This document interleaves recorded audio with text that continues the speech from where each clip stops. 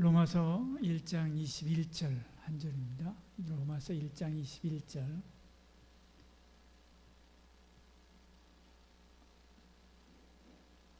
기독교란 무엇인가에 대해서 한번 전체적으로 정리를 해봐야 될 필요가 있겠다 싶어서 이 시간에 정리를 하려고 합니다. 오늘은 첫 시간인데요. 그 첫 시간, 그 중에서도 이제 하나님을 다시 알아야 되는 시대적인 이유에 대한 이야기들의 첫 번째 이제 서론격으로 오늘 이야기 시작합니다. 같이 읽겠습니다. 성경. 하나님을 알되 하나님을 영화롭게도 아니하며 감사도 아니하고 오히려 그 생각이 허망하여지며 미련한 마음이 어두워졌나니. 아멘. 우리 하루를 돌아보면 하나님을 한 번도 의식하지 않고 그냥 무리 없이 그 하루를 지냈던 날들이 여러분 있습니까? 있죠. 많죠.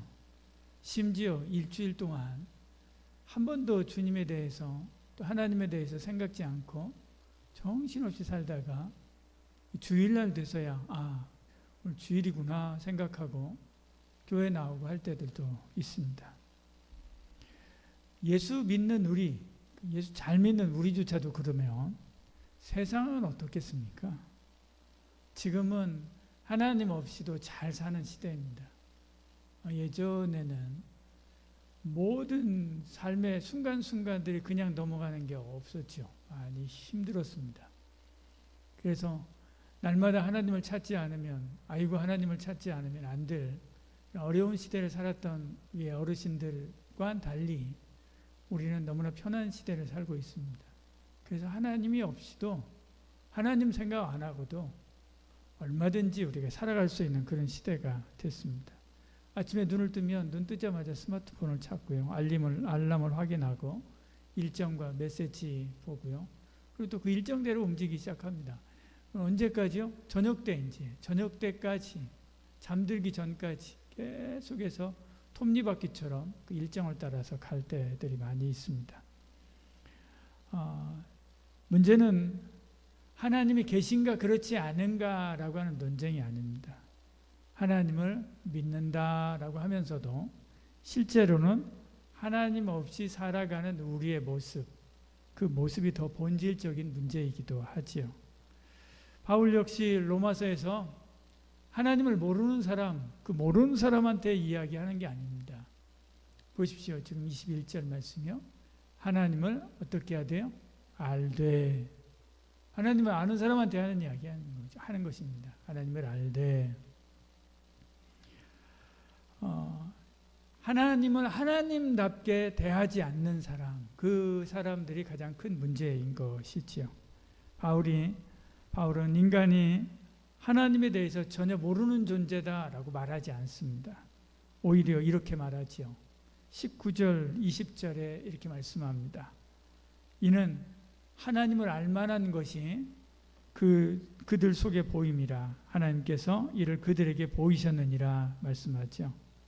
창세로부터 그 보이지 아니하는 것들, 곧 그의 영원하신 능력과 신성이 그가 만드신 만물에 어떻게 해요? 분명히 보여 알게 되었나니, 그렇게 말씀하고 있는 것을 보지요. 하나님은 세상을 창조하시고요, 그 안에 하나님의 흔적을 계속해서 남겨놨습니다.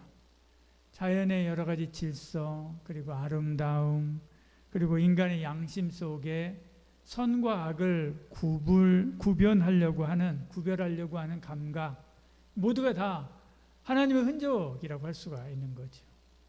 하나님의 흔적입니다. 인간은 백지 상태에서 출발하지 않습니다. 하나님을 알만한 흔적이 우리의 내면에, 우리 안에 있는 것입니다. 그래서 도덕률이 있는 것이죠. 이것이 일반 계시라고 할 수 있습니다.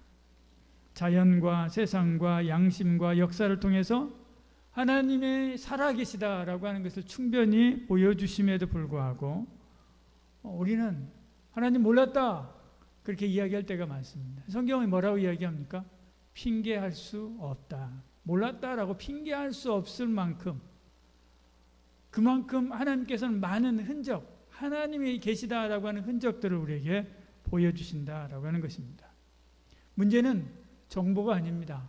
하나님의 흔적에 대한 정보가 아니지요. 문제는요, 거기에 대한 우리의 반응과 우리의 태도입니다. 그래서 여기 앞에 하나님이 와가지고 서 계셔도요, 하나님이 없다라고 생각하고 그냥 무시하고 살아갈 때도 있는 겁니다. 거기에 대한 반응과 태도가 더 문제인 것이지요.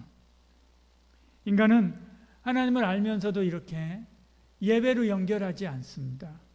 하나님을 영화롭게도 하지 않고 감사하지도 않는다. 오늘 이 21절에 그렇게 말씀하고 있는 것을 보죠. 하나님을 영화롭게 한다라고 하는 것은 하나님을 내 삶의 중심에 모셔드리는 것, 그것을 말합니다. 내 삶의 중심에 있는 것, 하나님께서 하나님을 영화롭게 하는 것입니다. 시간과 재능이 내 마음 흘러가는 대로 가는 것, 쓰는 것이 아니라 하나님이 원하시는 대로 하나님 중심으로 사용해 가는 것, 이게 바로 하나님을 영화롭게 하는 것입니다. 그리고 그 하나님을 인정하는 것이지요. 감사한다라고 하는 것은 모든 각양의 좋은 것들이 하나님께로부터 내게 왔다라고 하는 것을 인정하는 것이고요. 그 하나님께 감사하는 것을 말합니다. 사람들은 하나님을 혹가다가 존재론적으로 인정해서 하나님 계시지 그렇게 생각을 해도 하나님을 영화롭게 하거나 하나님께 감사하지도 않는다라고 말하는 것입니다.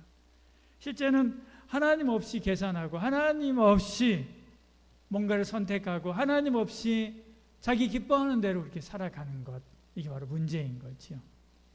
입술로는 우리가 찬양을 하지만 마음의 중심에는 성적과 돈과 사람들의 좋아요 눌러주는 그 인정에 목마르며 그것에 기대어 살아가고 있는 것입니다. 결국 하나님은 내 삶의 주연이 아니라 후원자 정도, 그 정도로 내 인생에서 밀려나 계시는 것이지요. 여러분 어떻습니까? 예수님을 나의 주님이라고 우리가 기도하면서 또 부르고 있지 않습니까? 그런데 그 예수님을 우리가 고백하듯이 주인으로서 대접하고 있는가, 나의 주인으로서 대접하고 있는가 한번 생각해 봐야 됩니다. 성경은 이렇게 우리가 하나님의 뜻대로 하지 않는 것, 하나님을 하나님으로 대접하지 않고 영화롭게 하지도 않고 감사하지도 않는 이것은 단순한 영적인 게으름 정도로 취급하지 않고요, 그것은 죄다라고 이렇게 말씀합니다. 하나님을 하나님으로 인정하지 않는 모든 것이 모든 죄의 뿌리라는 것이지요. 이렇게 하나님을 영화롭게 하지 않으면 겉으로는 멀쩡해 보여도요, 안에서부터 우리는 무너진 것입니다. 생각이 허망하여지고 21절 이렇게 말씀하죠. 마음이 어두워진다 그렇게 말씀하죠. 하나님을 알되 하나님을 영화롭게도 하지 아니하며 감사하지도 않고 오히려 그 생각이 허망하여지며 미련한 마음이 어두워졌나니, 허망하여진다라고 하는 것은 중심이 없다는 겁니다. 폭삭 그래서 무너지는 것을 말하죠. 목표와 계획은 있지만 왜 사는가에 대한 답이 없는 겁니다. 어떤 것에 대해서 열심을 내고 거기에 대해 성과를 낼 수도 있습니다. 근데 왜 이것을 해야 되는가라고 하는 것에 대한 답은 없는 것입니다. 사람들이 하니까, 이거 하면 내가 성공할 것 같으니까, 이거 하면 기분이 좋으니까 그냥 하는 것이죠. 왜 하는가에 대한 중심이 없는 것입니다. 어두워졌다라고 하는 것은 진짜 중요한 것이 무엇인지 분별력을 잃고 있다라고 하는 것입니다. 눈앞에 성취는 밝지만 하나님께서 나를 보고 계시다라고 하는 그 하나님의 시선, 여기에는 둔감한 것이지요. 하나님 없는 것처럼 그래서 사는 것입니다. 사람들은 그래서 스스로 지혜롭다 하나 어리석게 되는 것이지요. 정보도 많고 속도도 빠르지만 방향이 잘못됐습니다. 결국에 정상에 올라가도 공허한 거예요. 여러분 그 기독교 동화책 봤지 않습니까? 알지 않습니까? 벌레들이 막 어디론가 갑니다. 뭐하러 가지? 나도 몰라. 저 앞에 있는 게 가니까 막 따라갑니다. 가다 보니까 막 벌레들이 엄청 많이 모여 있죠. 근데 서로 막 밟고 어딘가로 위로 올라갑니다. 다른 것들이 밟고 올라가니까 자기도 밟고 올라가요. 올라가서 정상에 갔습니다. 다른 친구들 다 머리를 밟고 올라가서 정상에 올라가 보니까 뭐가 있을까 하고 올라가 봤는데 아무것도 없는 거예요. 왜 그러는지 모르고 그냥 사는 거예요. 왜 그런지 모르고 성공하려고 애를 쓰고 기를 쓰는 거죠. 그리고 정상에 올라갔을 때 아무것도 없는 겁니다. 헛헛한 것입니다. 이게 바로 인생이에요. 하나님 없는 인생인 것입니다. 내가 왜 그 방향으로 가야 되는지, 내가 왜 거기를 올라가야 되는지, 내가 왜 그 정상을 향해서 가야 되는지 그것을 알아야 되는 거죠.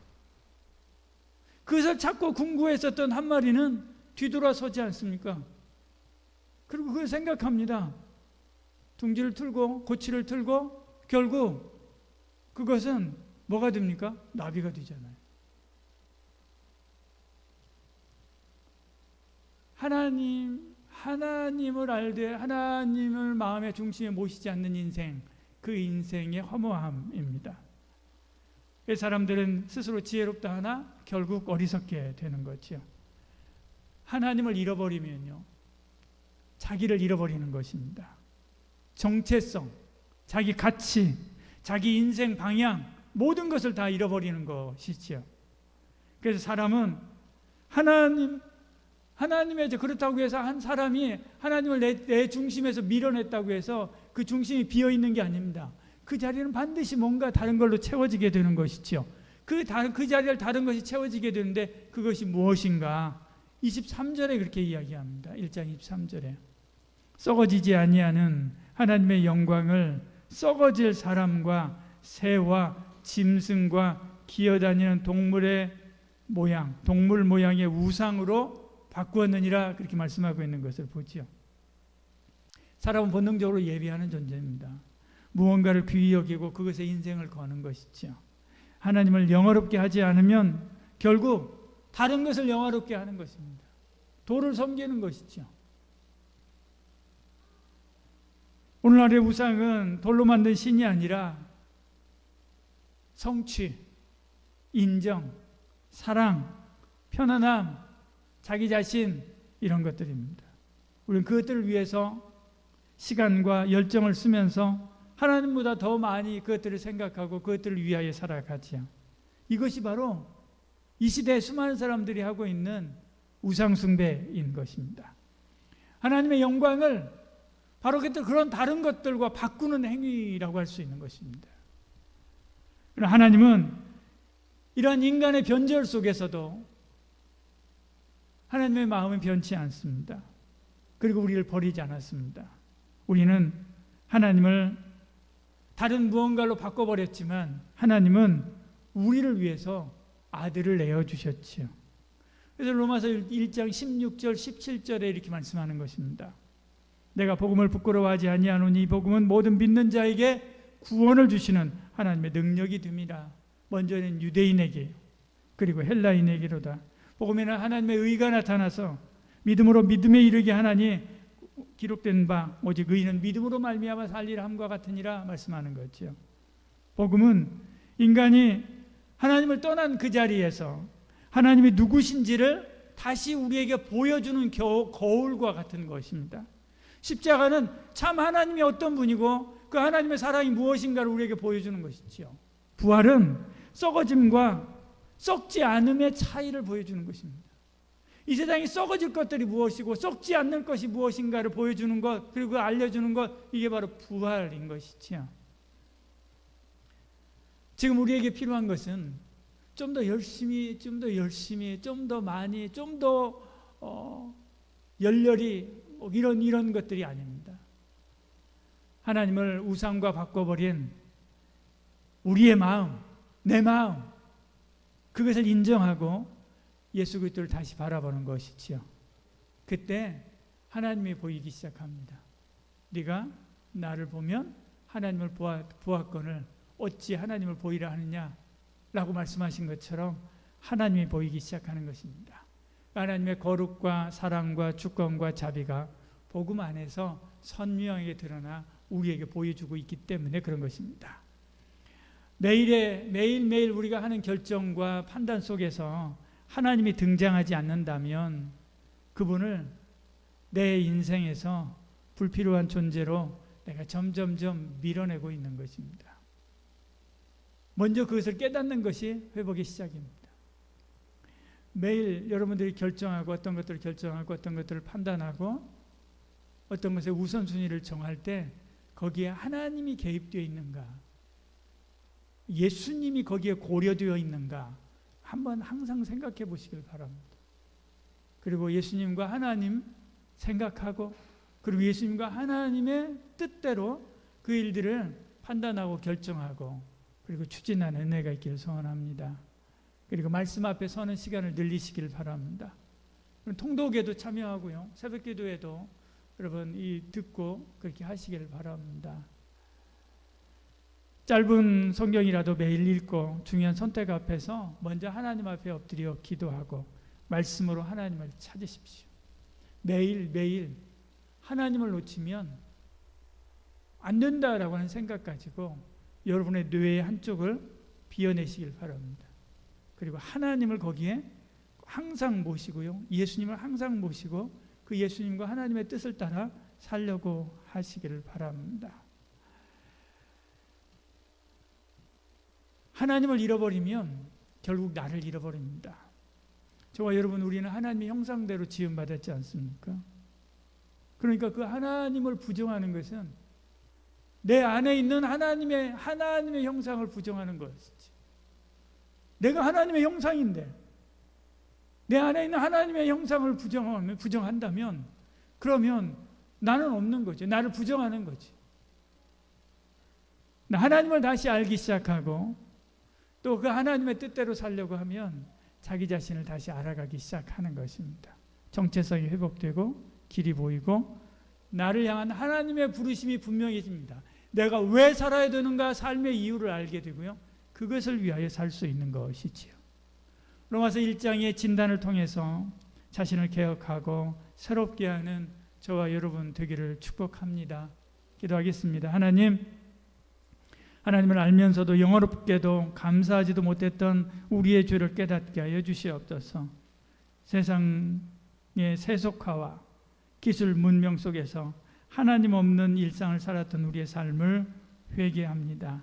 말씀을 통해서 하나님 어떤 분이신지 다시 배우고 매일 하나님을 매 순간 매 초 인식하고 그리고 그 하나님의 뜻을 쫓아 살아가는 저희들 되게 하여 주시옵소서.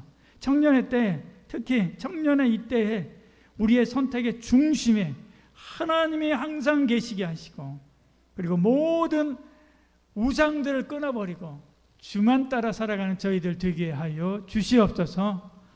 이제는 예수 그리스도의 은혜와 하나님의 사랑과 성령의 위로 교통 충만하신 놀라운 역사가 오늘 주신 말씀대로 내 마음의 중심에 채워져 있는 모든 다른 것들을 비워내고 하나님을 모시고 주의 말씀을 쫓아 하나님을 영화롭게 하고 그리고 하나님께 감사하는 삶을 살기를 소원하는 이 자 차면 모든 성도들 머리 위에와 한마음 모든 가족 위에 지금부터 영원히 함께 하실지어다.